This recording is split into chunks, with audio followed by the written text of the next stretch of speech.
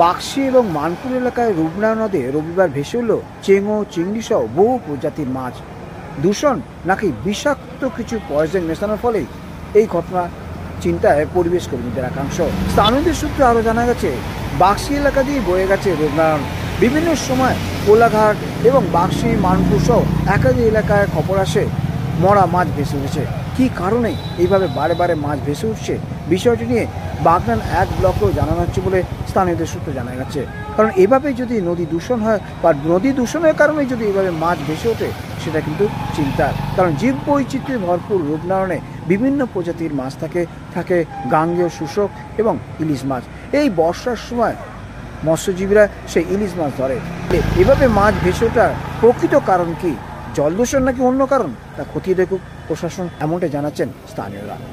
কল্যাণাধিকারী, দেখতে থাকুন আমতলা বিষয়। নারায়ণ যে নদী, তার তীরে কিন্তু প্রচুর মাছ মরে পড়ে আছে এবং বেশিরভাগ মাছ হচ্ছে চেঙ্গুয়া প্রজাতির মাছ এবং তার সাথে আমরা বাটা মাছও মরে পড়ে থাকতে দেখেছি। এবং এগুলো কেন হচ্ছে সেটার প্রকৃত কারণ এগুলো মাছগুলো পরীক্ষা করার পরই বোঝা যাবে।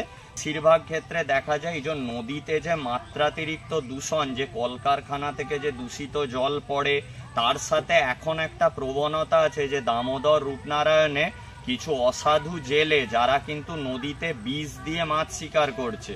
তো এর ফলে কিন্তু নদীর যে বাস্তুতন্ত্র মারাত্মকভাবে ক্ষতি হচ্ছে এবং নদীর যে বাস্তুতন্ত্র সেটা কিন্তু ভেঙে পড়ছে এবং এই মাছগুলো যে মারা যাচ্ছে, একে তো নদীর জল বিষাক্ত হচ্ছে, সাথে এই যে মরা মাছ যদি কোনো প্রাণী বা পাখি খায় তারাও কিন্তু বিভিন্ন সমস্যার সম্মুখীন হবে। তো আমি সুমন্ত রাজুকে নিয়ে আমরা পুরো নদী তীরবর্তী এলাকা আমরা পর্যবেক্ষণ করেছি এবং মাছগুলির দেহ আমরা মৎস্য দপ্তরে পাঠাবো এগুলো এক্সামিনের জন্য।